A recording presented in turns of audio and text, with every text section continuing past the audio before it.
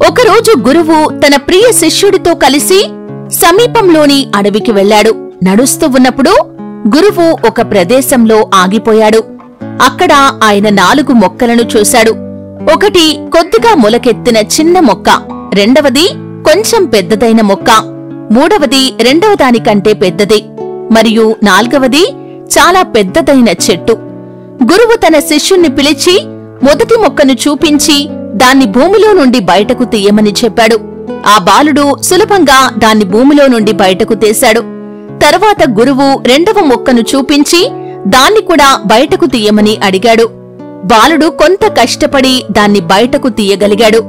తర్వాత గురువు మూడవ మొక్కను చూపించి దాన్ని కూడా భూమిలో నుండి బయటకు తీయమని చెప్పాడు. బాలుడు తన పూర్తి శక్తిని ఉపయోగించి చాలా ప్రయత్నించి చివరికి దాన్ని బయటకు తీయగలిగాడు. చివరిగా గురువు పెద్ద చెట్టును చూపించి దాన్ని కూడా భూమిలో నుండి బయటకు తీయమని అడిగాడు.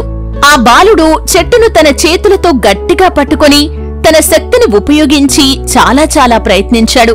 కాని చెట్టును కదిలించలేకపోయాడు. అయినా అతను ప్రయత్నిస్తూనే ఉన్నాడు.